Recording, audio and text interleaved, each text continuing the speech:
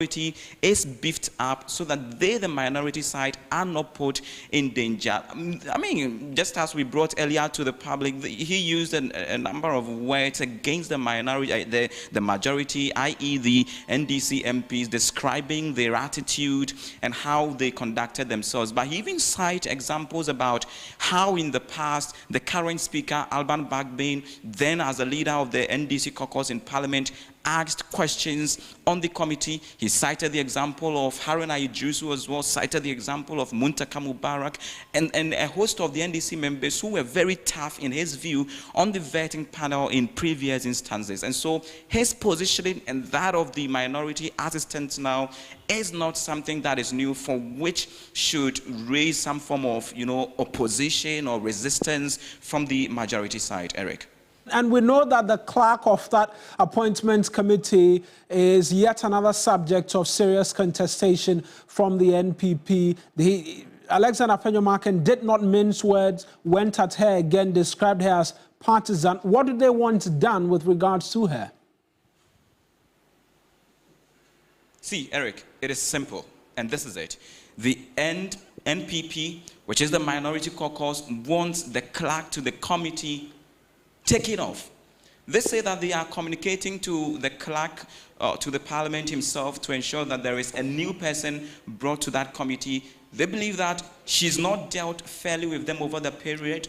Instances where they say that in the night, he summons meeting, communicate proceedings, and even the report that come out of the committee, which they, as a minority side, do not even get to see before the same report is sent to the chamber for the speaker to act upon them. And so these are some of the concerns that they've raised, and in their own words, they say she is dangerous, for which they want a new person there because she's not acting in their favor. They say she is biased and partisan, and it seems to be aligned towards the NDC or the majority side. So the simple call is for her to be taken off that committee. But what we know, Eric, is that that special committee which the speaker formed to investigate the chaos that took place is just about to have a maiden press conference for which we are preparing to bring live to you.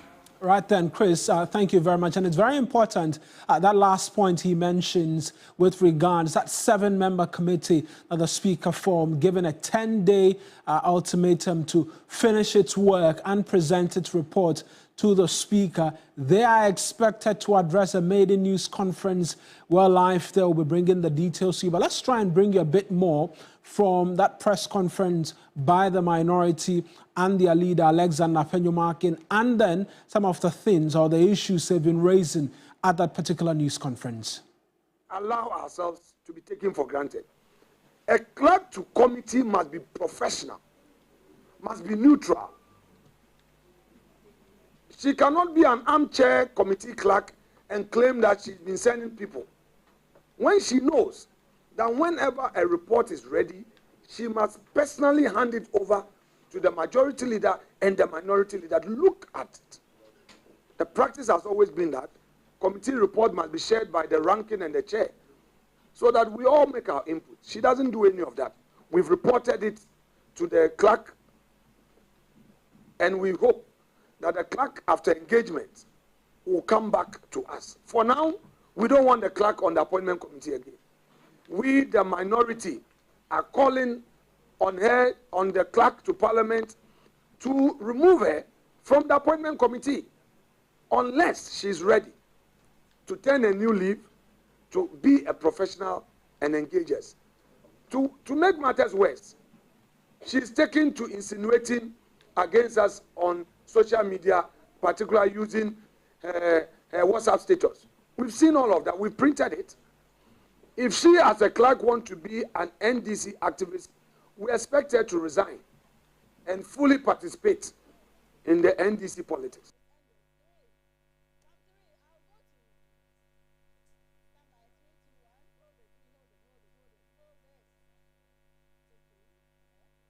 And that's Alexander Afenyo-Markin. He is the minority leader. And I must mention that we know that the speaker made some orders on Friday, and then that 7-member committee was set up. Kemeni has a bit more in terms of that committee and the work they are expected to be doing and what recommendations are supposed to be provided to the Speaker? Absolutely. Let's start off with going over some of the things that we've heard from Moena already.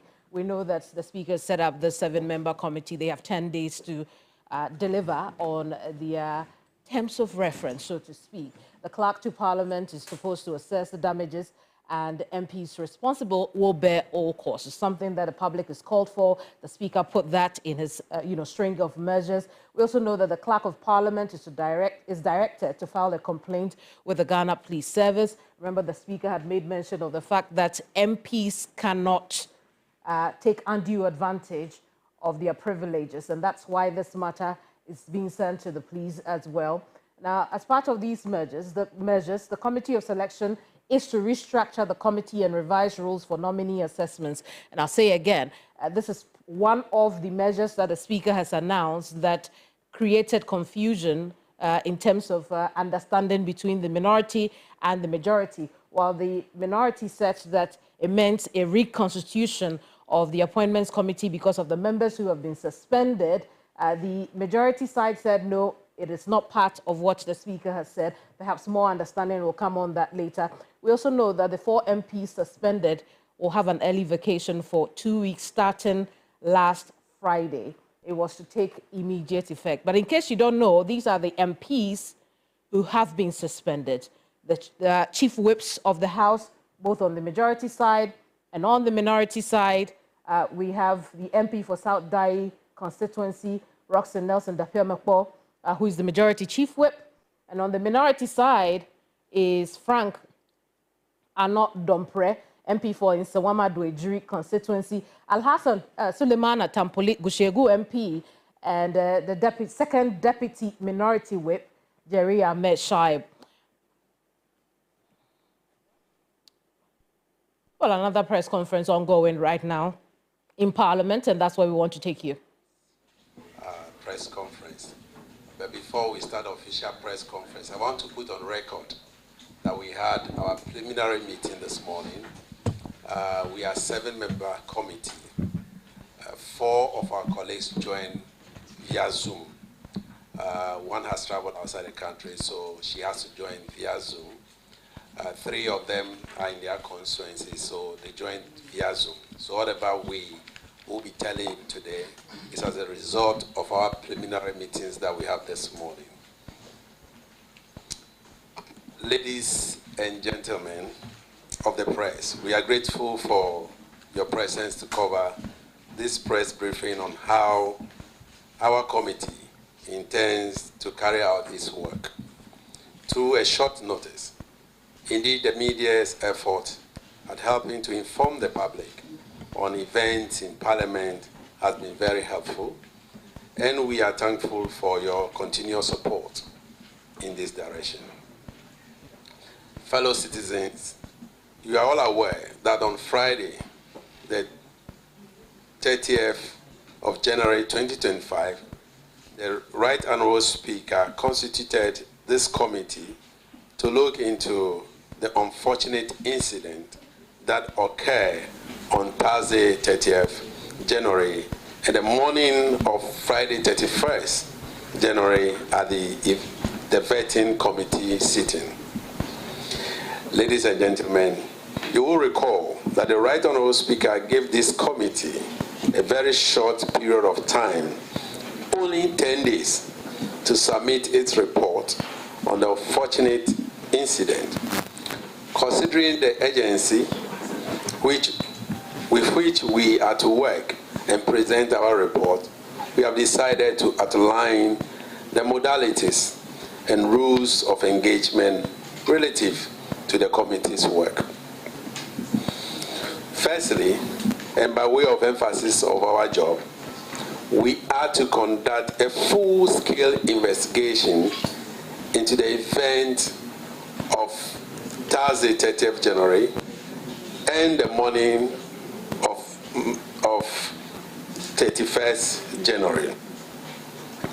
2, identify all members involved in the disorder and submit a report with findings and recommendations.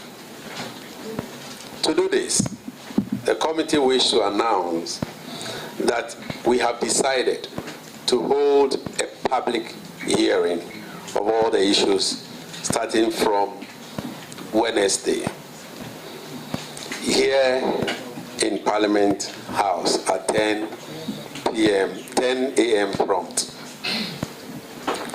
We shall expect members of Parliament, the media, the guests who were present at the vetting room, as well as members of the general public, to voluntarily appear to assist the committee with the relevant information on the incident. The committee has created a digital platform, a WhatsApp platform, where we shall receive multimedia evidence, including videos, audios, and tests to facilitate a speedy execution of the committee's tasks. This, I will give the number, and for those who are interested in sending us evidence either by video or any evidence that they have, we'll send it to the clerk, to the committee on 0244 926 911. The number again I want to repeat. Anyone, either from a media house or individuals who were there, who want to send us videos, audios, or any tests on the incident, please send it to the clerk of this committee on 0244 926 911. The committee has decided that we will solicit the service of a forensic expert from the Ghana Police Service to assist with the authentication and analysis and validation of any multimedia evidence that will be received from the witness. Starting from this morning or this afternoon, we will start viewing some of the video evidences that Parliament has. The committee will also provide opportunity for in-camera, in-case hearing for a person who may wish to utilize such an avenue to provide useful evidence to assist the committee.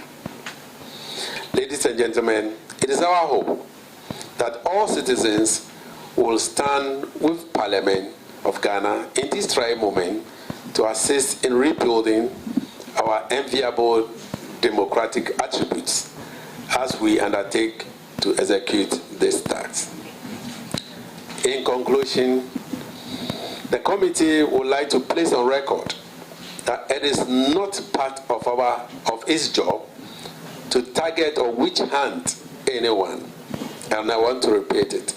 We are not here to witch hunt any of our colleagues or members of Parliament. This work is to look for evidence of any member of Parliament who may have flouted the rules of engagement in this House. Hence, we are appealing to all and sundry to volunteer information that will help bring a lasting peace and collaborative spirit into the work of not only the appointment committee, but ultimately to the entire House of Parliament. I thank you very much for your attention and good afternoon. All right, and so that was a press briefing, the maiden one by the special committee which the Speaker constituted to investigate the chaos that took place Thursday evening during the voting. And per the briefing that we just had, the committee stated that it is going to have public hearings of all the issues that have come before them. They may choose to have some in-camera ones, but there is an update that he's providing right now.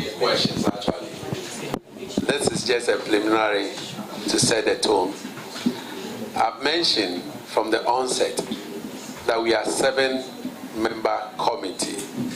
And if you care to know, I will mention the names of those who our members.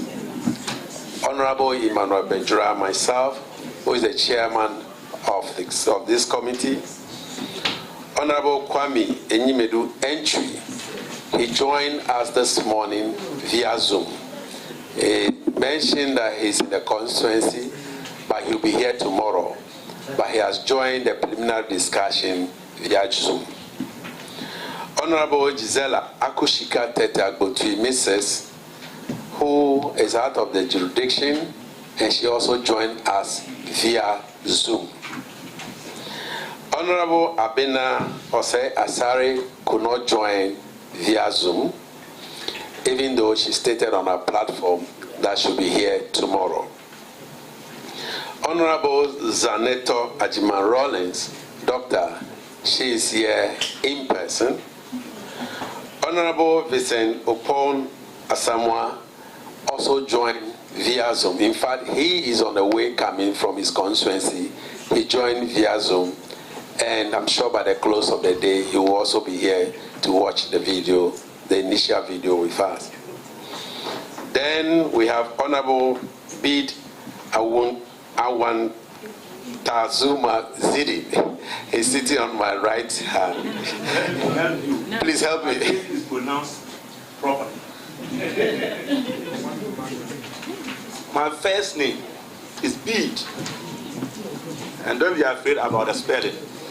The spelling is B-E-D-E, but it's pronounced Bede. In fact, the remainder of the name is Venerable. So it ought to be pronounced Bede Venerable. But you know why it was deleted? Because it was too long. My second name, middle name, is Anwatazmo. Anwatazmo. That is correct. And yes, the meaning is that who doesn't have an insult? In other words, everybody has an insult. So when you are insulting people, know that you have an insult. And my surname is Ziedem. Ziedem. But the media in Ghana here is Ziedem. It is Ziedem. So thank you very much. So, ladies and gentlemen of the media, as I mentioned earlier, these are the members of the committee. I've also noticed that I stated in my press report that we would need information from multimedia, and my attention has been drawn to the fact that I should explain the multimedia. It's not multimedia, Joy FM, but multi means either video, audio, or text messages from anybody, whether you were there in person or you receiving information. Please send it to us on that platform or the number that I've stated. With that, we will start our work today. We will start viewing the videos that Parliament has given to us, and that will be done by only members of the committee. The public hearing will be after we have viewed the videos, and then we start inviting colleagues for interrogation. That is where the public hearing will start. I thank you once again, and God richly bless all of us. All right, and so the committee says it is beginning its work today, and that will be viewing videos, photos, and other media content that they have received so far, especially from Parliament. And so that is it. Right from today, their work has begun, and they say they are going to conduct public hearings into the issues that have come up before them for investigation. And so just a while ago, we had the chairman, Emmanuel Bejura, address the press on their mandate and what they are seeking to do going forward. And so a WhatsApp platform has been created to receive media content from all quarters, and after that, after they are done viewing all those media content, the public hearings will begin. They say that their job is not to witch hunt or to go after any MP or anyone who was involved in that chaos on Thursday night and the one that took place early Friday morning. So that is it. The committee has started work and would follow to see whatever comes out of their investigation. You also know that the Speaker asked the clerk to refer the matter to the Police for Criminal Investigation. That one may also take place, after which we'll see all the conclusions. But we know that the minority, the NPP MPs, are already resisting this and are calling on the Speaker in a way to reverse his decision. Back to you, studios.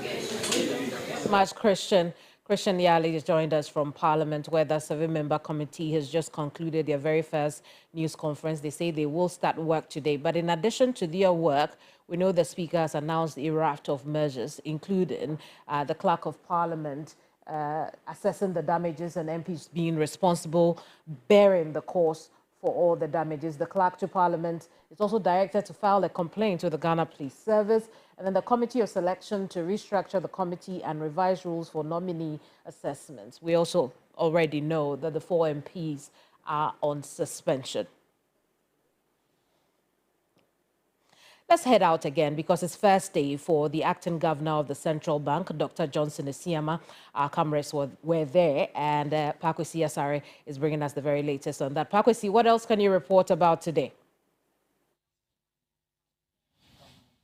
Right, Judith. So as you rightly mentioned, the acting governor of the Central Bank, Dr. Johnson Esiama, took office today. Today actually happens to be his very first day in office, and what he's been doing is to be meeting the top management of the bank, including the first and second deputy governors, Dr. Maxwell Afari, as well as LC Awaji, who is the second deputy governor. After that meeting with the top hierarchy or officials of the central bank, he also met briefly with a selection of the media. The acting governor will not answer any questions regarding policy.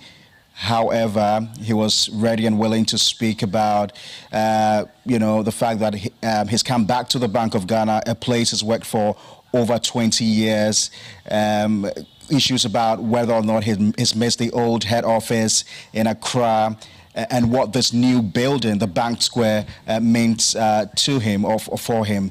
You do recall that the announcement was made sometime last week from the presidency that Dr. Johnson Esiama has been nominated as the Bank of Ghana governor pending the approval of the Council of State. We know that the Council of State election will happen sometime on the 14th. It will take about a week or so for the council to be constituted, and then the council will subsequently, swear him in. So with regards to decision-making or signature, pending his signature to major decisions of the bank, he is unable to do that for now until the approval of the Council of State. However, his deputies, Dr. Maxwell Afari and LC Awaji, are able to do those in terms of signing off decisions and all that. We also know that the board of the Bank of Ghana will also have to be reconstituted, as well as other appointments that are likely to come up in the central bank. So it was all jolly and excitement today. He met with old friends, people he has worked with for the last 10, 15 years who are still at the Bank of Ghana, fraternizing with him. And there's a lot of excitement, seeing somebody they've worked with, rise through the mills, and today becoming the governor of the Bank of Ghana. He was once, in 2016, he was the second governor, and then 8 years down the line, he comes back as the governor of the Bank of Ghana. I mean, listening around, what is the general mood with this return to the central bank? To you earlier on, Judith, that it was a lot of excitement. Well, you expect some people to be a bit jittery, not knowing exactly what's going to happen. you know, with regards to their positions. But you don't expect anybody to really lose his job or so. But of course, with a new king comes a new law. He might want to do a reshuffle, you know, turn things around, because he also has his own vision on how he wants to run the bank and where he wants to take the bank. Mind you, you know, the preoccupation of the central bank is to ensure price stability, you know, and also to, you know, overlook the other commercial banks. And so that's going to be his preoccupation coming in as Bank of Ghana governor. Otherwise, people are excited to see him back, and there's a lot of anticipation, you know, as he takes his role as the governor of the central bank. Oh, Pakwesi will be here. Thank you so much, Pakwesi Asare. There from the central bank, where Dr. Johnson Isiama, the acting central bank governor, went on his first day to work. Well, on the 1st, there's news just coming in relation to the National Development Planning Commission. Dr. Nimoy Thompson is returning there as its chairman. He was the man who was responsible for that 40-year development plan before the exit of the John Mahama administration some 8 years ago. Questions are already being asked what becomes of the plan now that he's returned. But there's a statement that's come through from the acting spokesperson of the president, Felix Kwachiofosu, detailing the fact that Dr. Nimoy Thompson is returning to that position as the chair of the National Development Planning Commission. That will take us on to our very first break here on News Central. When we return, a bit more stories for you. Please to stay.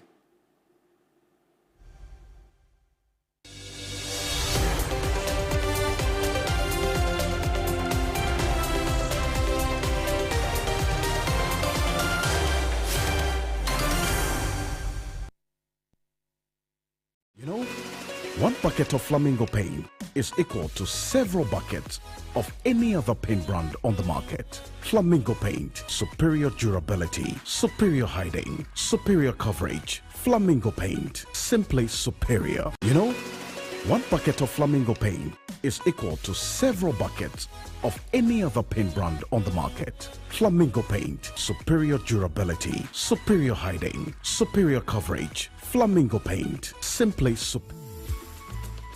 I love President Charcoal. Why? When there are so many other charcoal toothpaste. That's both charcoal and lemon. Oh, does it? Yes, look right here.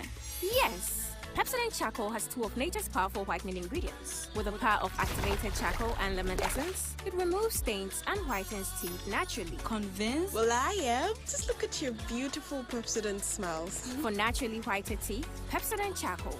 Pepsodent.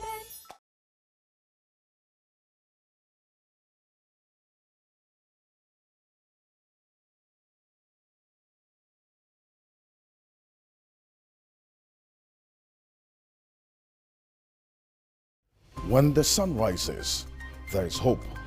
While this hope lingers on, the citizens look up to the government, the economy, the national development agenda, and everything in between.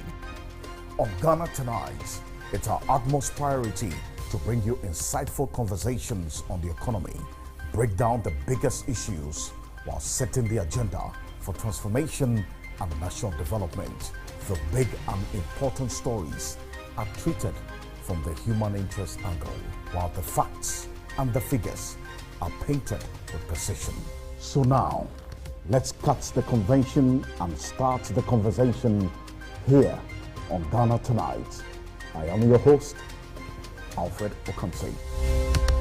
Ghana Tonight shows Monday to Friday at 10 p.m. on TV3. Brought to you by Flamingo paint, superior durability, superior hiding, superior coverage. Simply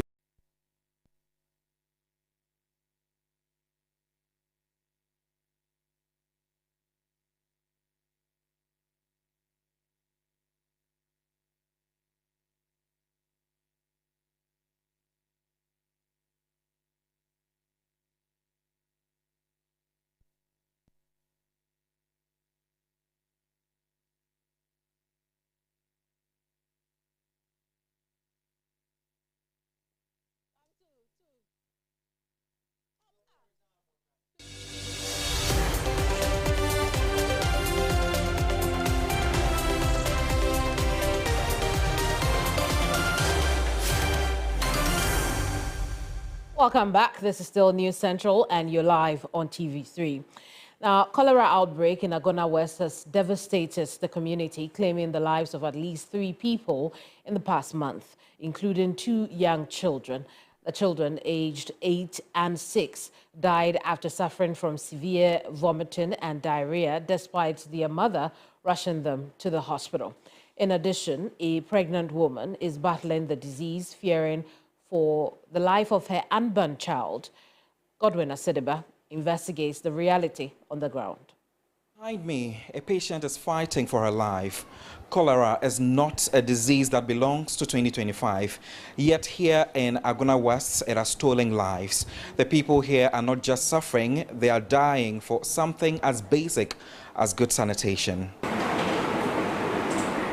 Fidelia Al-Hassan, not her real name, is pregnant and battling cholera. I didn't know that it was cholera until I get here. I am pregnant, so I went to the ANC. Then they told me to go to the emergency first. How many months pregnant are you? Let's say 23 weeks. Because of work, so I normally buy foods outside. So maybe it could be that one. But she's not alone. The Agona West municipality is in the grips of a deadly cholera outbreak. Over 250 suspected cases have been recorded in the past month, with 3 deaths. For Eunice Benyi, January 19, 2025 is a day she will never forget. Her sons, Emmanuel and Ebenezer, were full of life, but in just 24 hours, cholera took them both. My children both had diarrhea, and the little one was also vomiting. Just as we were about to sleep, one of them kept asking to urinate and had a severe running stomach. By morning, my eldest had passed away at home. We rushed the little one to the hospital unconscious, but the doctors couldn't find his veins to administer treatment. He too didn't survive.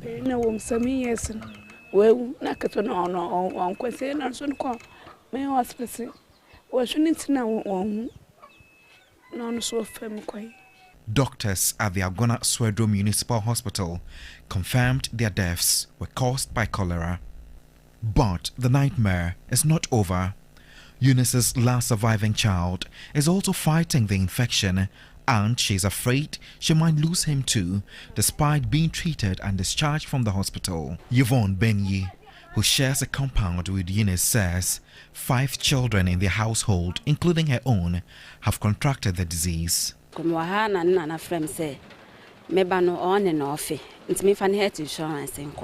son had diarrhea and was vomiting, so I quickly rushed him to the government hospital where he was being treated.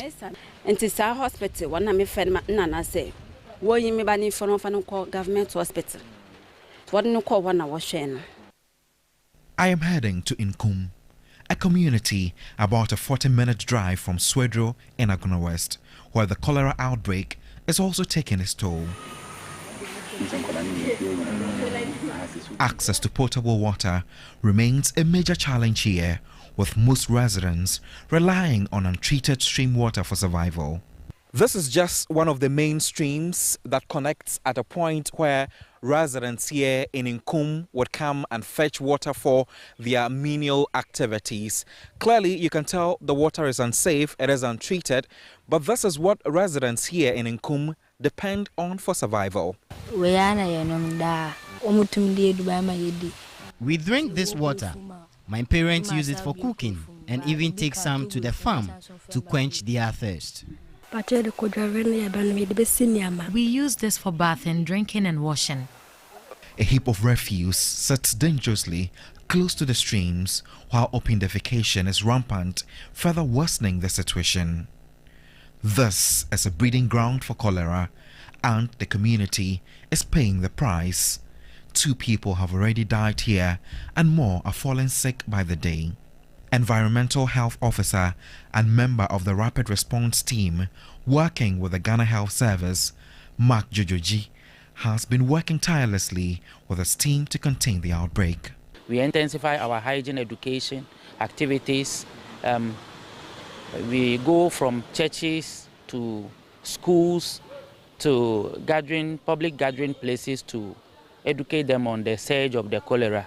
The cholera outbreak has intensified fear among residents, but the Deputy Director of Public Health for the Central Region continues to implement measures to curb its spread. Since the beginning of cases being suspected in Agna West District, the highest number we've had in a particular day was on the 4th of January 2025. That was 22. Averagely, we've been having sometimes 15, 7, 6, 5. So I would say that averagely we do like 7 or 8 cases per day. Currently, the past 3 days, the numbers have been encouraging, meaning that they are going down. As of December 26, 2024, the cholera outbreak in parts of the country had claimed 37 lives, with confirmed cases rising from 346 to 359. The number of affected districts also increased from 44 to 46 as of December 24, 2024. Cases emerged in Aguna East and La Nkwantanang Medina in the Greater Accra region, while hospitalizations have decreased from 64 to 48 within the reporting period. The Western region remains the hardest hit, with 37 people currently receiving treatment. For years, authorities have promised improved sanitation, safer drinking water, and better health care. But those promises remain words on paper while people are buried in shallow graves. The people of Aguna West are not asking for luxury. They are begging for survival, and if help does not come now, more will die tomorrow. Godwin Asidiba, TV3. In the latest development, Director General of the Ghana Health Service, Professor Samuel Kaba Akoria, is set to meet district directors and key health personnel on cholera outbreak in that region.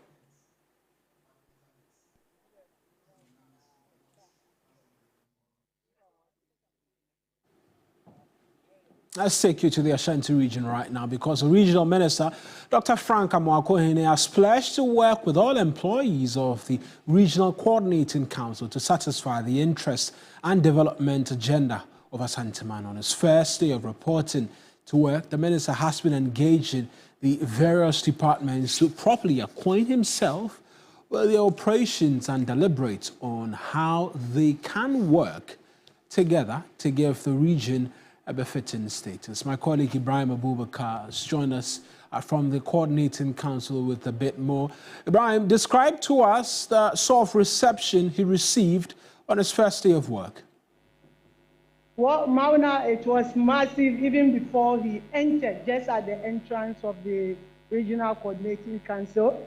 The workers lined up, including some even clergy who had to even pray for him before they allowed him to step into the various offices to look at what is happening. So almost all the workers who came early had to line up. They greeted him before he decided to move from one office to the other to check the state of the various offices and also the various departments and whatever operations they are doing. In fact, today is basically about engaging, just so he will be able to familiarize himself, know the issues at hand, and know how he will be able to tackle them. As I speak to you, he's currently engaging with officials from the Kumasi Metropolitan Assembly, since they form the core, when it comes to Ashanti region, this is a municipality or metropolitan that for the core issue of here. So he's engaging with them, and basically it's been 4 things that he has been talking about. You come to Ashanti region, issues of youth unemployment, issues of road, and also other developmental projects. These are things that he has promised them that it is in the mind, or it is a priority for His Excellency John Dramani Mahama, and that is the reason why he was brought here, to be able to address this issue. And he will be able to be, and he will only be successful if they team up with him and give him the necessary support to be able to tackle these things for the development of Ashanti region. Let's listen to Dr. Frank Amoakohene, was addressing the staff here at the Regional Coordinating Council. President Adjumiko say Ashanti man temhan Adjumasem idea and see we should focus more on job creation. We should also focus on making sure that there is law and order and the security issues within the region resolved. Sanitation issue idea about President Akomaso.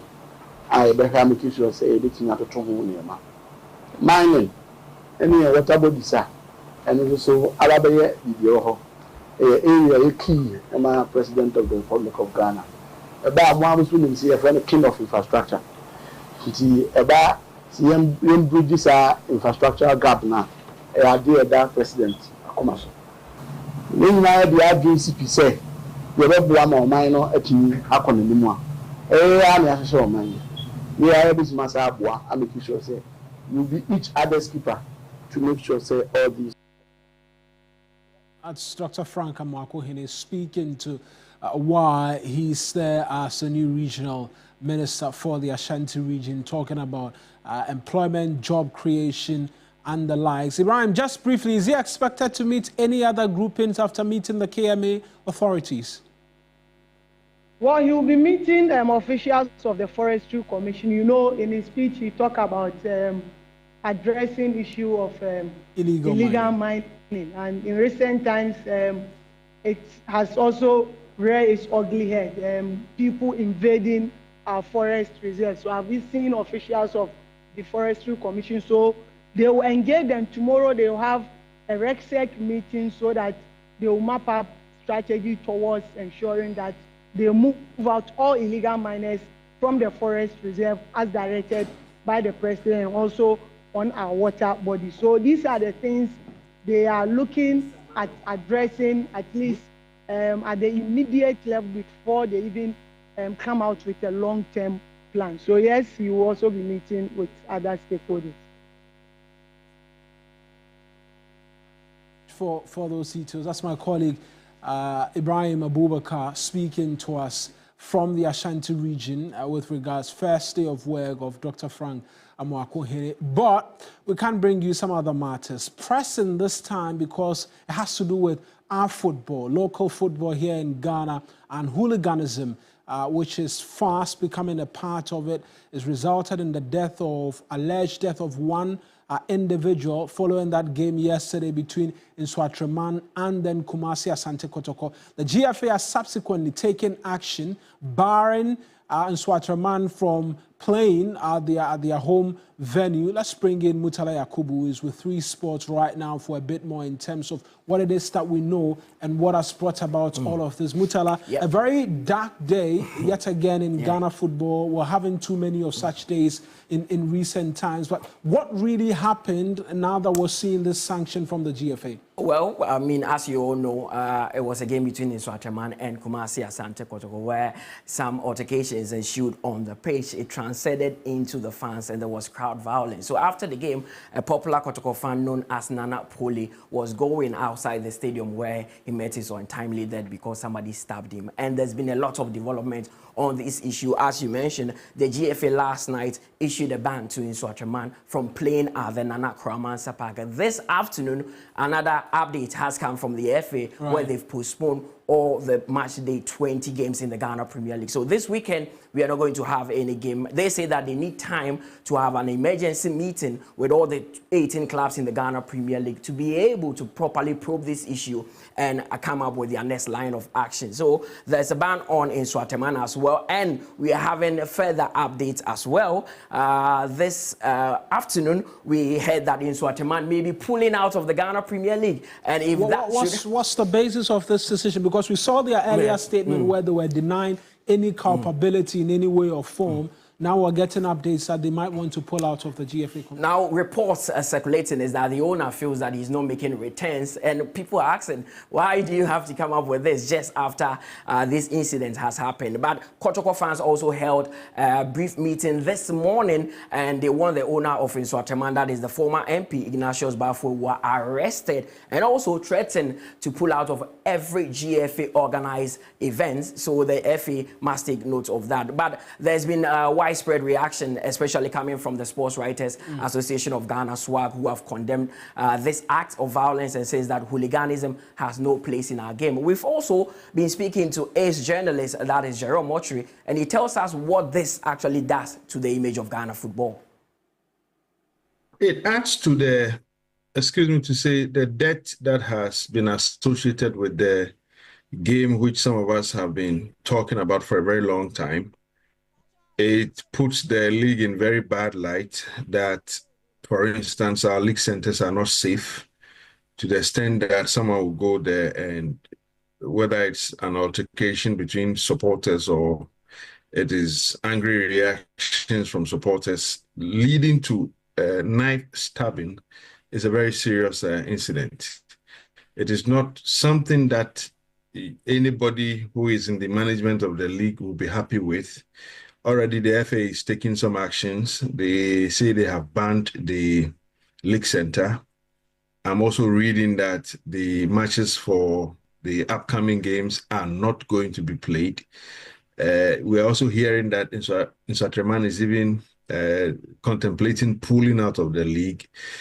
All these things come together to tell you one thing, that the league is in crisis. Because how does someone leave his home in Kumasi to follow his club to another part of the country and doesn't return home? And everything seems normal. It is not something that we should countenance. This is a serious indictment on the league, and those in charge of managing the league should be, ask serious questions. I have, for instance, been saying from last night that I believe Insuatreman is running away from responsibility. Their statement they issued right after the game on the incident suggested so. The fact that there were tweets on the game, I'm talking about the social media posts on the game, that they also deleted after the game. And what we are hearing this morning, that they don't want to be part of the league, all point to one thing in my opinion. Jerome Mochri is a sports analyst. Mutala, thank you very much for those details. That's Mutala Yakubu with 3 Sports. And a lot of developments on that particular front with respect to the Ghana Premier League and then that unfortunate incident yesterday between Insuatreman and then Kumasi Asante Kotoko. But a lot more stories for you right now. Away from that, a desperate mother is seeking refuge for her daughter who has Down syndrome and developmental problems. This is because some relatives, community members, and an oracle are seeking to end the life of the child because they believe she is not human. Portia Gabo reports. When Mercy, not her real name, gave birth to her daughter, healthcare professionals told her that the baby was different.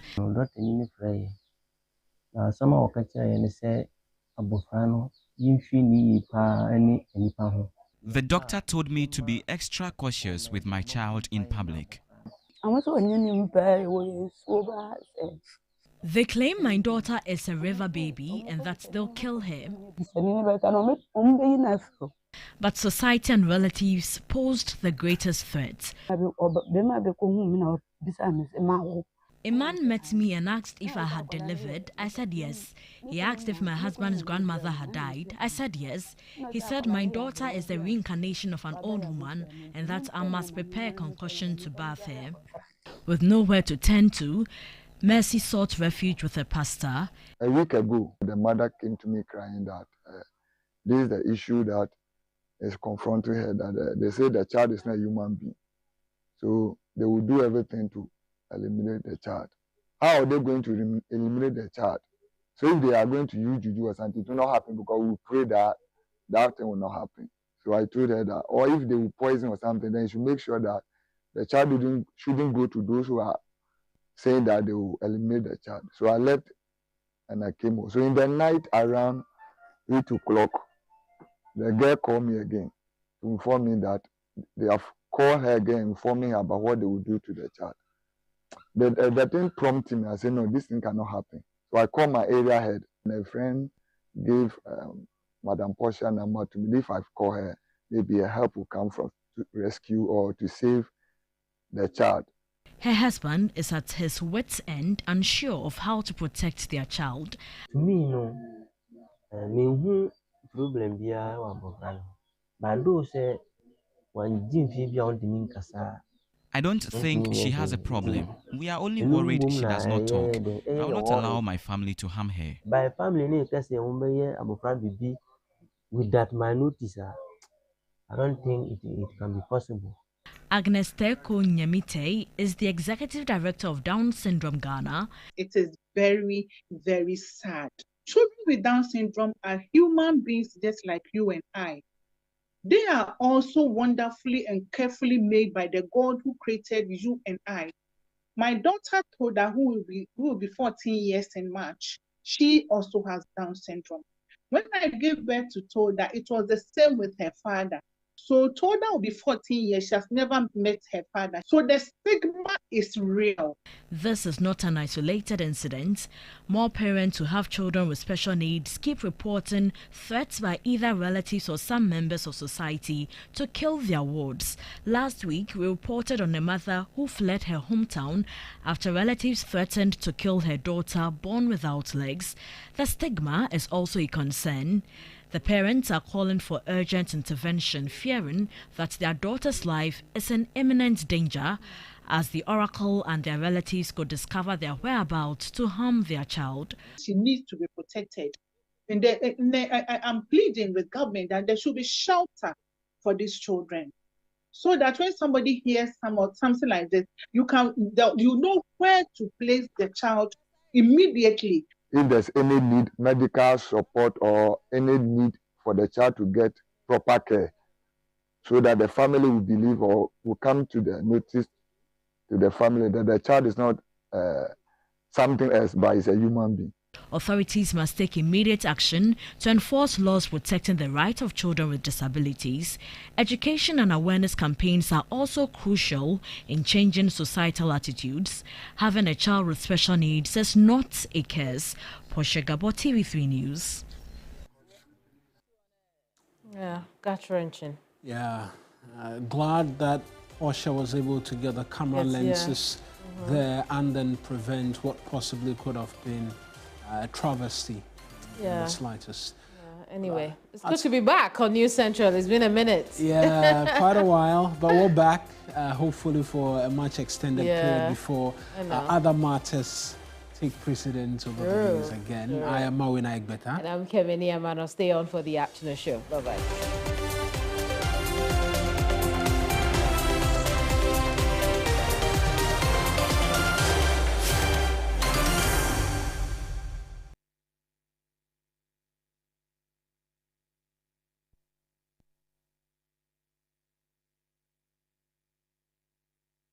To cast him. Went to a powerful juju man to kill whoever stole his mind. I was to stay awake from 10 p.m. to 6 a.m. for the rest of my life. Get ready for the most shocking and heartfelt revelations on TV.